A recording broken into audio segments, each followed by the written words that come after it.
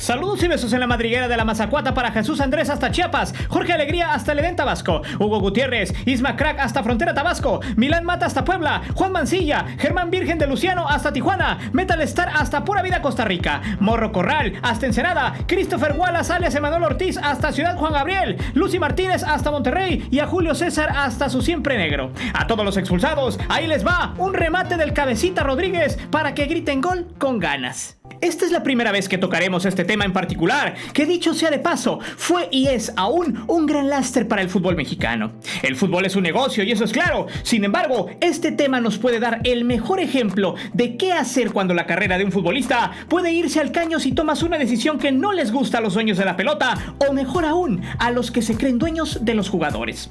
Hoy en día, el futbolista mexicano o el extranjero en su mayoría se ha vuelto poco empático con el fútbol, pues muchos ya son dependientes de representantes quienes hacen la talacha de colocarlos en ligas europeas o en clubes importantes. 3 o 4 jugadas bien elaboradas, 4 o 5 goles, una buena presencia en medios para estar en boca de la afición y un representante de medio pelo que te sepa vender y bingo, ya estás en Europa en alguna liga de medio pelo o en su defecto, en una de las mejores ligas del mundo. Gerardo Torrado fue un jugador que llegó más allá y del cual pocos conocen este tema. Si bien fue un jugador que llegó a primera división no tanto por la calidad, sino por los contactos que tuvo, podríamos decir que es un ejemplo atípico de cómo enfrentar a una cúpula de poder con base al esfuerzo y sobre todo metas personales y profesionales. Torrado en su momento estuvo en manos de los dueños del balón, quienes lo trataron de neutralizar con el famoso pacto de caballeros, que no es más que una medida netamente repugnante que mantiene o mantenía a raya a un jugador, que era prácticamente un pacto de potestad a favor de la gente de pantalón largo y que básicamente potenciaba sus carreras o las dejaba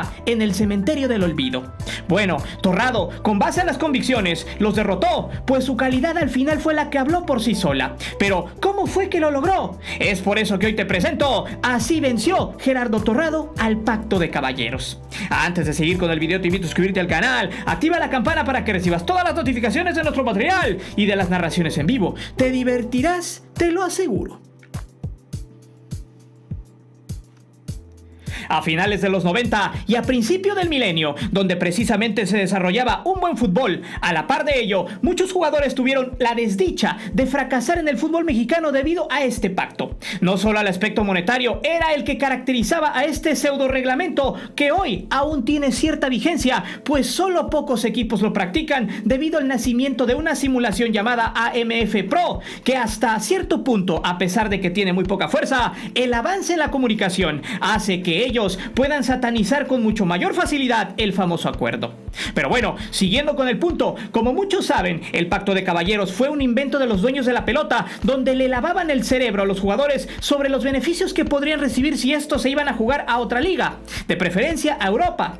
Los dueños les decían a los jugadores que ellos estaban libres de salir a donde quisieran cuando se les terminara el contrato con el equipo en cuestión, con ciertas condiciones, claro, haciendo apología a la moral, diciendo: gracias a mí creciste, por lo tal me debes algo importante y que no afectará mis negocios. Algo así como un: tú vete, no te preocupes, sigue creciendo y yo acá me hago cargo de quien quiera tus servicios en un futuro. Por lo que el pacto se hacía dentro de los mismos dueños por si un futbolista quería regresar a jugar en un futuro a México, si este le iba mal en el extranjero. Bueno, el pacto se trataba de que el posible nuevo equipo no podía negociar con el jugador en cuestión y viceversa. Había que tener una especie de permiso del club que lo dejó ir por última vez o quien lo trabajó desde niño, por lo que el equipo con los famosos derechos determinaba muchas veces a dónde debería de ir el jugador, quien a su vez no era dueño en lo absoluto de su carta, ni tenía libertad de decidir a dónde quería ir aún terminando el contrato con el último equipo donde jugó. En pocas palabras, estaban atados de pies y de manos gracias a una regla que violaba los reglamentos internacionales de la FIFA,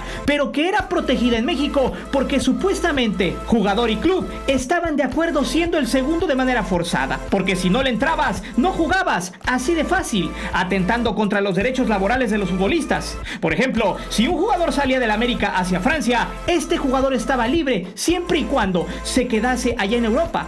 Supongamos que si este fracasa y algún equipo de la Liga MX quisiera repatriarlo, expatriarlo, el club y algunas otras veces el jugador tendrían que pagar una cuota por derechos de formación. Esta propuesta duró por muchos años en México, acabando con carreras de futbolistas que se negaron a cumplir con el pacto de caballeros, lo cual era una protección a los ingresos activos de los dueños de los clubes, quienes por mucho tiempo exprimieron esta pseudoley que sentenciaba a sus activos, que son los jugadores, dejando a estos sometidos a los entes más nefastos del fútbol sin la protección de nada hasta ahora. El pacto de la muerte o de caballeros tenía básicamente 3 consecuencias, las cuales todas desembocaban en el fracaso de un futbolista profesional. Muchos jugadores no podían ser transferidos a otros clubes, más a los dichosos grandes, América, Chivas, Cruz Azul y Pumas. Por ejemplo, si era un jugador americanista, no podía salir a Pumas a menos de que las directivas llegaran a un acuerdo que se ajustara a su conveniencia y no a la del jugador, siempre en las negociaciones. Los futbolistas eran los que siempre llevaban la de perder, a menos de que se alinearan al poder, pues ellos estaban contra la espada y la pared. Aquí solo había 2 caminos: someterse y entrar a la ruleta rusa de hacerse millonario con un buen contrato, o ser un rebelde y terminar marginado para toda su vida. Muchos jugadores terminaron en equipos donde nunca quisieron estar o no se sentían a gusto por diferentes factores como el dinero, el tipo de vida, la ciudad, el contrato, el equipo, los problemas con el técnico y un sinfín de etcéteras, pero esas variables eran las menos importantes, porque la verdadera negociación era la que beneficiaba el bolsillo de los de arriba. Pese a que el pacto de caballeros ataba a los jugadores, los ninguneaba, pero era más fuerte la ganancia de estos si se alineaban. Entonces, ¿el pacto de caballeros beneficiaba a muchos otros jugadores? La respuesta es sí, pues en algunos casos muchos futbolistas tenían representantes muy ágiles que podían colocarlos en clubes europeos o, en su defecto, en otros equipos del fútbol mexicano, y estos, con base a la calidad, salían, aunque eran casos excepcionales, mientras que muchos otros, quienes se atrevían a levantar la voz ante las injusticias, conjugado al mal camino que habían tenido en Europa, los futbolistas fueron vetados o simplemente amenazados, alineándolos a lo que más le convenía a los dueños. Muchos aceptaron por no quedarse sin una fuente de ingresos, pero los demás simplemente se perdieron en las penumbras del olvido. Casos muchos, como por ejemplo el caso de Omar Bravo, quien salió de Chivas por allá del 2008, luego de anotar en su primera etapa más de 100 goles. Había salido al Deportivo La Coruña como agente libre y con derechos de manejar su carrera a su antojo. Sin embargo, luego de su amarga travesía por España, el Depor trató de vender su carta en el mercado de transferencias de México, pero Chivas salió al quite para cobrar $2 millones por los famosos derechos de formación, cosa que el club español no quiso pagar, siendo una traba colocarlo de nueva cuenta en México, siendo al final el equipo de Tigres quien se aventaría el contrato gracias al arreglo que tuvo con la directiva de Chivas. Cabe mencionar que Omar no quería llegar al equipo felino, y ese disgusto se proyectó en la calidad futbolística del mexicano, quien fue uno de los peores fichajes de los felinos en los últimos 20 años, jugando solo 6 partidos sin anotar un triste gol. Otro ejemplo es el de Cirilo Saucedo, quien de plano fue marginado del fútbol mexicano por este pacto. En la caja de descripción te dejo el link de un video que le hicimos y que también hace énfasis a un supuesto truculento negocio que hizo. Ese es un ejemplo de las consecuencias de los jugadores que fueron obligados muchas veces a jugar en los equipos que más les convenía a los clubes con los que habían tenido una última actividad en México.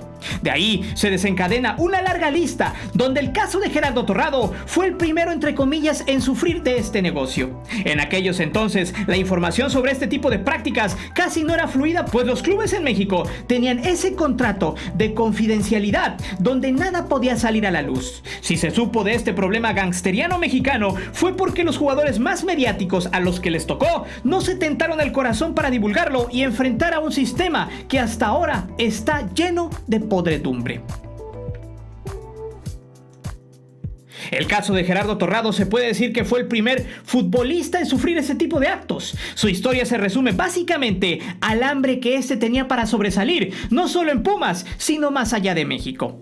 En una entrevista dicho por él, la razón de que Torrado haya salido del club universitario hacia el extranjero fue básicamente por las ganas de sobresalir. Según el exjugador, cuando terminó su contrato con Pumas, pensó en ir al extranjero a probar suerte. No se quiso encapsular ni estar en una zona de confort, por lo que con su carta en mano, pero con un pacto de caballeros tras de él, se pudo colocar en un modesto equipo de España.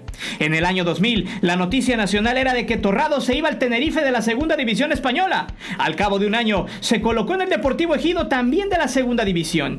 Torrado cuenta que ir al fútbol español por su propio pie fue una odisea, pero una grata experiencia, un gran reto que había que probar, pues en esos entonces no era nada sencillo hacerlo si no tenías un representante con los contactos necesarios para colocarte, como lo es ahora, donde el futbolista le han quitado esa parte de mentalidad de autosuperación y de adaptarse a los entornos complicados en el aspecto laboral. Eso también ha inyectado esa dosis de conformismo a los jugadores que prefieren colocarse en equipos que paguen bien y soltarles una buena lana a los principales autores de su éxito, pues para Torrado, el llegar sin ese apoyo a Europa se convierte en un verdadero problema. Sin embargo, para 2002, el Borrego era noticia nacional una vez más, pues el mexicano había llegado a primera con el Sevilla, siendo un jugador prometedor, colocándose en el 2002 como un futbolista indiscutible en la oncena titular, dando buenas pinceladas de fútbol. La calidad de Torrado en media cancha fue la llave para que este no perdiera oportunidades en un futuro, pues en sus primeros años el plano donde estaba no era el mejor que pudo haber pasado, pues cualquiera diría que si te vas a Europa es para llegar a clubes importantes, no para picar piedra como este lo hizo en la segunda división española. Sin embargo, volvemos a lo mismo, la convicción fue la clave que lo llevó a hacerse más fuerte en el aspecto mental y trabajar en lo que más le gustaba, ser una punta de lanza en media cancha en el viejo continente, esa resiliencia que poco se le ve a los jugadores de hoy, que al más mínimo tope, estos se quedan tirados a medio camino. Para 2004, Torrado había sido transferido al Racing de Santander, donde jugó 19 encuentros, teniendo una temporada aceptable pero muy dura, pues no tener continuidad y jugar con los destinos inciertos sería prácticamente un viacrucis en el futuro, por lo que decidió negociar con Cruz Azul, pero Pumas entró al quite, pues alegaban que con base al pacto de caballeros, si Torrado quería arreglarse en este caso con los cementeros, estos deberían de pagar una lana por gastos de formación. Para la suerte de Torrado, en este tiempo ya era un futbolista bien cotizado en México. Era un jugador de selección y una pieza fundamental en la media cancha, sinónimo de entereza en la recuperación, sin tanto foco mediático. Cruz Azul tuvo que aceptar las condiciones y pagar la cuota del pacto, pues también los directivos celestes habían estado a favor de dicha regla. A Torrado le tocó la buena suerte de encontrarse con una directiva que aceptaría sí o sí las condiciones, por eso mismo logró regresar a México. Con la máquina se convirtió en un engrane fundamental del equipo, siendo un titular inamovible en la media por 10 años, donde jugó 390 partidos y anotó 21 goles, siendo un referente cementero. El pacto de caballeros, si bien supuestamente está abolido en la Liga MX, realmente solo ha evolucionado. Al inicio decíamos que la AMF Pro solo es una simulación, y vaya que lo es, pues este intento de sindicato solo está ahí para alzar la voz cuando se le da luz verde desde arriba. Que no se nos olvide que las empresas privadas tienen prohibido en sus ideales tener grupos sindicales u pseudo sindicales que echen a perder los negocios que hay dentro de la empresa. Pues últimamente la asociación que preside Álvaro Ortiz solo ha sido un merolico más, pero sin fuerza. Para muestra, pues hace casi un mes, este organismo denunció que su propuesta de un nuevo reglamento para las transferencias que debía avalarse en la Federación Mexicana de Fútbol fue ignorado. Reglamento que sería más equitativo en la cuestión transferencias, las entregas obligatorias de los contratos a los jugadores, el pago del porcentaje justo, protegiendo la libertad contractual. Todo eso se ha retrasado, siendo la misma federación la que hasta ahora ha hecho caso omiso de darle seguimiento. Realmente el pacto de caballeros seguirá siendo una regla por debajo del agua, donde protegerá los intereses monetarios de los dueños como siempre, más ahora por los temas de la pandemia, donde se agudizan las ganancias de los de pantalón largo. En el momento menos esperado, estos regresarán con más fuerza, instaurando nuevos reglamentos que serán adaptados a las necesidades de los inversores, enmascarando una vez más al famoso pacto de caballeros creado por ellos mismos. Porque en la Liga MX, la casa nunca pierde. Gerardo Torrado solamente quedará como el pico del iceberg, que parece tener una longitud interminable. Es por eso que yo te pregunto, ¿crees que el pacto de caballeros sigue estando vigente en la Liga MX? Deja tus respuestas aquí abajo. Recuerda que aquí leemos todos los comentarios y no olvides suscribirte al canal y de activar la campana de notificaciones. Mi nombre es Guillermo Antonio. Nos vemos hasta la próxima.